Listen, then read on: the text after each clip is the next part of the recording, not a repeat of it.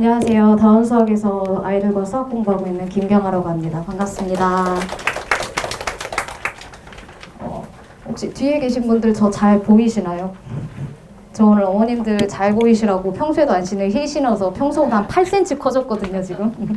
잘 보여야 될 텐데. 예, 그래서 지금 우리 아이들이 고등학교 입학을 앞두고 있죠. 그래서 고등학교 입학이라고 하면 사실 좀 아직 먼 얘기 같은데 고등학교 입학보다는 중학교 졸업이 조금 더 빠르니까 중학교 졸업이라고 얘기를 할게요. 이제 중학교 졸업을 앞두고 있습니다. 그래서 지금 요 시기가 굉장히 중요한 시기예요. 이제 이 시기를 어떻게 보내는지에 따라서 고등학교 3년이 좌우된다고 해도 과언이 아닐 것 같아서 제가 오늘 어머님들이랑 어떤 얘기를 할지 고민을 좀 많이를 해봤거든요.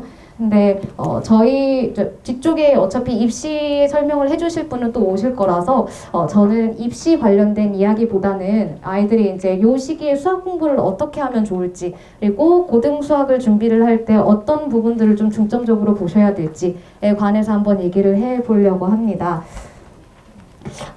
그래서 이제 제가 처음에 시작할 얘기는 너무 당연하고 뻔한 얘기예요. 근데 이게 뻔한 얘기라는 것 자체가 당연하기 때문에, 그래서 그 개념이 굉장히 중요하죠, 수학에서는. 그래서 처음 배우는 과정에서 그 개념을 어떻게 정립하는지에 따라서 아이들이 앞으로 수학을 어떻게 공부하는지가 바뀔 수 있기 때문에 그 개념 정립을 하는 과정은 굉장히 중요해요. 근데 문제는 개념을 다 안다고 해서 문제를 잘 푸는 건 또 아니거든요. 개념을 아는 거랑 문제를 푸는 건 또 달라요. 그래서 문제를 푸는 과정도 충분한 훈련이 필요합니다. 그런데 이제 제가 중요하게 생각을 하는 건 이 문제풀이를 훈련하는 과정을 굉장히 중요하다고 생각을 해요. 많이 푼다고 좋은 건 아니거든요. 그러니까 많이 풀면야 좋겠지만 무조건 많이 푼다고 해서 그게 아이들한테 도움이 되는 건 아니라고 생각을 해요. 아이들이 그러니까 평소에 이제 문제를 열심히 풀고 잘 푸는데 시험 성적이 잘 안 나오는 친구들이 있거든요. 그러니까 제가 생각하기에는 상위권에 진입할 수 있는 가장 큰 관문이 문제풀이 훈련을 어떻게 하는지라고 생각을 해요.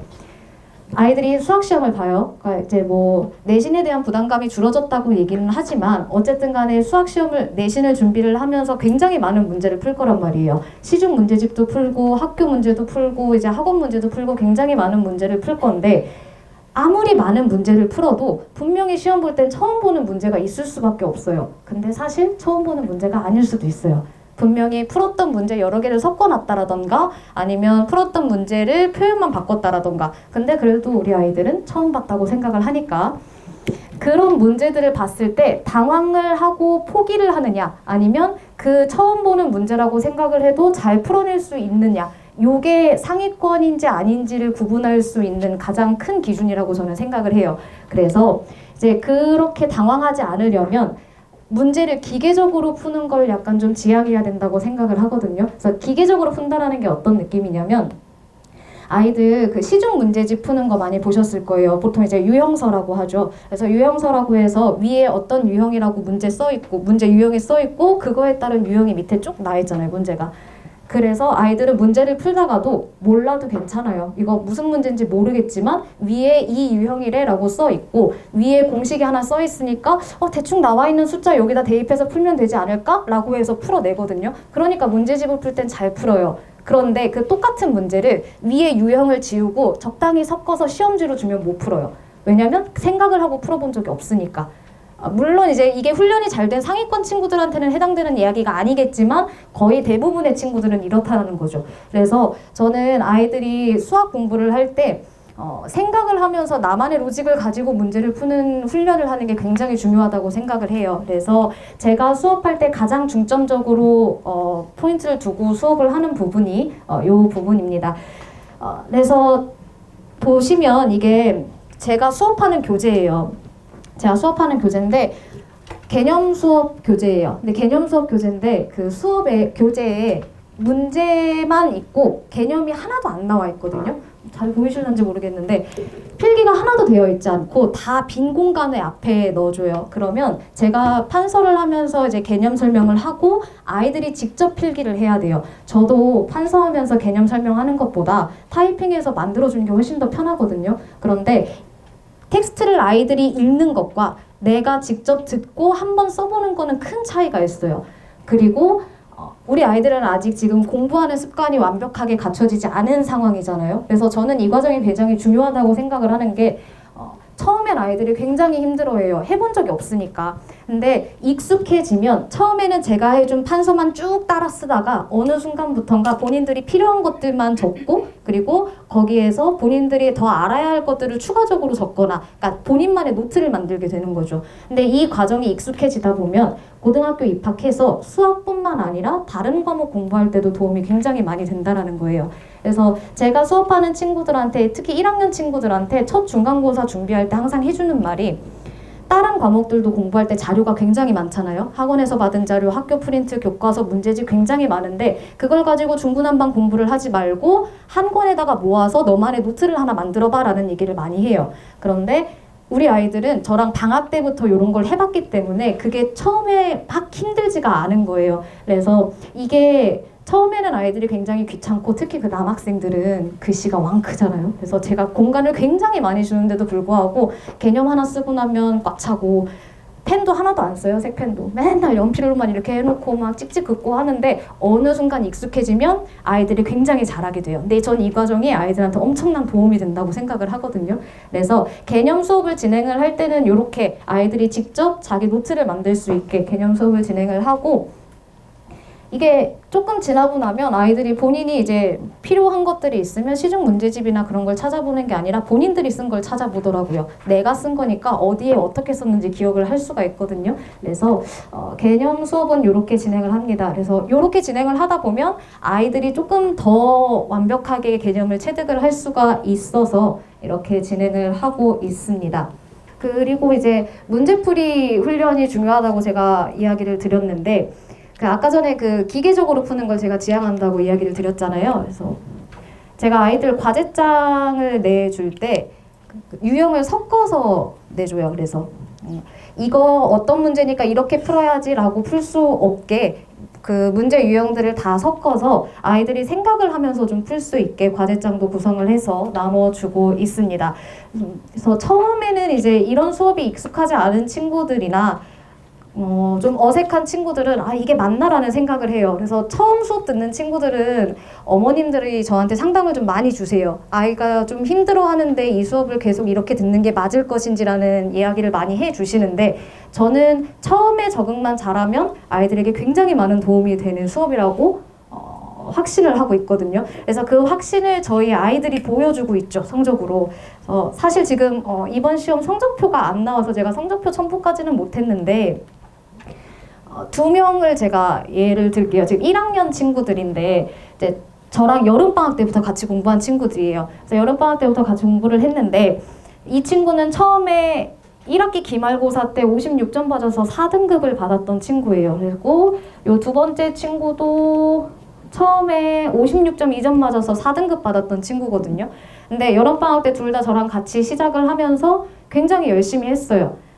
물론 제가 잘 가르친 것도 있지만 굉장히 성실히 열심히 해주기는 했거든요. 이 친구들도 처음에 그 수업 따라오는 거에 대해서 굉장히 적응하는데 힘들어했는데 이걸 적응하고 나니까 훨씬 수월하게 문제들이 풀리는 것도 많았고 이제 연습을 하다 보니 처음 보는 문제가 나와도 당황하지 않고 풀 수 있는 힘이 생겼다라는 얘기를 해주는 거죠. 그래서 덕분에 두 친구 다 이제 요번 중간고사에서는 87점, 90.2점 해서 다 2등급을 받았어요. 근데 저는 사실 친구들이 들인 노력에 비하면 조금 아깝다고 생각을 하거든요.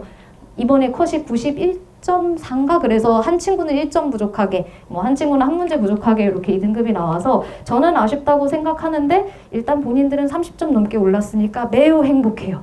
그래서 그 시험 끝나고 상담할 때 앞으로 기말고사 준비는 어떻게 할까라고 했더니 그냥 중간고사 했던 대로만 열심히 하면 저는 기말도 잘 보고 앞으로 3년 동안 수학은 걱정이 없을 것 같아요 라고 얘기를 해줬거든요. 그러니까 이 친구들은 열심히 해서 성적이 나왔으니까 기말고사를 열심히 준비할 원동력이 생긴 거예요. 저는 그것만으로도 참 다행이라고 생각은 하거든요. 물론 제가 수업하는 방식이 100% 옳고 이게 다 정답이다라고 이야기를 드리는 게 아니에요. 이게 아니라 어쨌든 간에 저는 이게 옳다고 확신을 하고 수업을 진행을 하고 있고, 물론 아이들마다 조금씩 다르게 적용하는 부분도 있어요. 아이들마다 성향이 약간 다르니까. 근데 그럼에도 불구하고 제가 중요하다고 생각하는 것들에 포인트를 맞춰서 수업을 진행을 하다 보니 잘 따라와주는 친구들이 좋은 성적을 내고 있다라는 거죠. 그래서 제가 진행하는 수업 방식에 적응을 해서 잘 따라오게 되면 저는 분명히 수학뿐만 아니라 남은 다른 과목들도 고등학교 3년 동안 공부하는데 큰 도움이 될 거라고 생각을 합니다. 그래서 저는 대수 개념부터 시작하는 반을 수업을 시작을 하게 돼요. 이제 커리를 한번 얘기를 해드릴 텐데 11월 달에 개강을 할 때 대수 개념부터 시작을 합니다. 이제 대수 개념을 시작을 하는데 일단 공수원이 수원이 끝났다라는 가정 하에 이제 대수를 들을 거라고 저는 생각을 해서 대수 개념과 함께 공수를 같이 이제 과제를 내줄 건데, 그냥 과제만 내주면 사실 아이들이 잘 안 해오거든요. 그리고 선행이 어느 정도 되었다고 해도 안 보면 계속 까먹어요. 그래서 그 브로셔 나간 거에 있긴 할 테지만 제가 지금 수업이 월요일, 금요일 이틀이 들어갑니다. 정규 수업이. 월금 이틀 정규 수업이 들어가고, 이제 수요일 날 필수 클리닉이 있어요. 수요일 필수 클리닉 시간에는 대수 진도 나간 것들, 선행 대수에 대한 클리닉과 그리고 공수에 대한 클리닉도 함께 진행이 됩니다. 이때 대수에만 집중을 해서 진행을 하게 되면 아마 방학 때 내신 대비를 시작할 때 좀 어려움이 많을 거라서 우리 아이들 까먹지 않도록 이제 리마인드 할 수 있는 방법으로 클리닉 때도 공수를 함께 진행을 하게 될 거고요. 그리고 방학이 시작이 되면 정규반에서는 공수 2를 할 거예요. 수2를. 근데 수2 이제 단원을 보시게 되면 수2가 좀 볼륨이 크고 중요한 파트들이 많아요. 그래서 제가 개념이라고 써놓기는 했는데 사실 제 수업을 들을 친구들은 어쨌든 수원과 수2까지는 마무리가 되었을 건데, 그래도 이제 고등수학의 관점으로 수2도 한 번 더 볼 수 있도록 이제 1월 달에 수업을 짜놨고요. 그리고 특강으로는 미적분 원 개념이 들어갈 거예요. 그리고 공수원은 놓치지 않고 끝까지 볼 수 있도록 1월 달에도 계속 볼 거고요. 그래서 2월 달부터는 이제 공수원 내신 대비를 본격적으로 시작을 하게 될 겁니다. 그래서 보통 제가 내신 대비를 할 때 시험 범위를 7바퀴를 돌아요, 최소. 그러니까 이게 뭐 반마다 다르기는 하지만 이번 중간고사 볼 땐 제가 7바퀴를 돌았거든요. 그러니까 기본 개념 유형부터 시작을 해서 점점 난이도를 높여서 교재가 7번이 돌아요, 총. 그러면 그 7번을 도는 동안에 이제 내신 기출들도 많이 보고 모의고사 기출들도 많이 보고, 그리고 중요한 것들은 이제 반복해서 보기도 하고, 그래서 내신 대비를 하는 동안에는 이제 문제풀이량이 굉장히 많아요. 문제풀이량이 굉장히 많은데 물론 힘들어하는 친구들이 굉장히 많죠. 저희 반에서 나가는 친구들 중에서 좀 많은 친구들은 이제 수업에서 이제 다루는 문제가 너무 많다라던가 이제 과제가 좀 버겁다라던가 하는 친구들도 있는데, 이제 그런 것들은 저랑 상담을 하면서 이제 어느 정도 조정이 되는 부분들이니까 이제 아이들 상황에 맞는 이제 과제 양과 그리고 공부해야 할 동기부여들을 해주면서 이제 수업을 진행을 한다고 생각을 해주시면 되겠습니다. 그래서 이제 시간표요. 제가 아까 얘기해드렸던 것처럼 저는 대수 개념부터 시작을 하고 월요일, 금요일 날 수업을 진행을 하고 수요일 날 필수 클리닉이 진행이 되는데 이 시간표는 이제 3월 달부터는 변경이 될 거예요. 이제 보통 2월 달에 학교 배정 발표 나고 나서 이제 국어랑 영어도 이제 시간표를 다시 세팅을 하시잖아요. 그러면 이제 저희도 3월 달부터 새로 세팅이 될 겁니다. 그러면 저는 연합반이랑 지금도 진명여고반을 하고 있거든요. 그래서 내년에도 3월부터는 연합반, 진명여고반 2개 반을 진행을 하게 될 거고, 시간표는 브로셔에 있으니까 한번 확인해 주시면 좋을 것 같습니다. 그리고 제가 하나만 더 이야기를 드리면 제가 특강을 하나 해요. 5회차짜리 특강을 하나 해요. 11월 1일 날 개강하는 5회차짜리 특강을 하는데 이 특강이 미적분 특강이거든요. 미적분 2, 지금으로 하면 미적분 2 특강이죠. 그래서 미적분 2 특강인데 이건 정말 기본적인 개념만 진행하는 특강이에요. 문제풀이 활용 이런 거 아무것도 안 하고 이제 5회차에 끝나야 되기 때문에 정말 간단한 것들, 그리고 꼭 유도해야 하고 암기해야 하는 공식들만 볼 수 있고 기본적인 유형만 풀 수 있는 특강이거든요. 그래서 11월 1일 금요일 날 개강해서 월요일, 금요일 이틀씩 진행하는 총 5회짜리 특강이 있습니다. 그래서 정규반 들어가기 전에 미적분 2에 대해서 간단하게라도 한번 꼭 봤으면 좋겠다, 개념 정리라도 한번 했으면 좋겠다라고 생각을 하시면 도움이 많이 될 것 같은 특강이라고 생각을 합니다. 그래서 이것도 한번 생각을 해주시면 좋을 것 같습니다. 그래서 아이들이 이제 고등학교 입학을 하면 아이들도 많이 환경이 변하겠지만 어머님들도 이제 환경이 많이 변하시는 거잖아요. 그래서 우리 아이들이 3년 동안 지치지 않고 잘 졸업을 하려면 이제 어머님들도 옆에서 큰 힘이 되어 주셔야 된다고 생각을 하거든요. 근데 그 중에서 이제 아이들이 힘들어하는 가장 큰 요인 중에 하나가 수학일 거라고 생각을 해요. 근데 그 수학을 조금 더 수월하고 편안하게 3년을 마칠 수 있도록 제가 옆에서 돕도록 하겠습니다. 네, 지금까지 김경화였습니다. 감사합니다.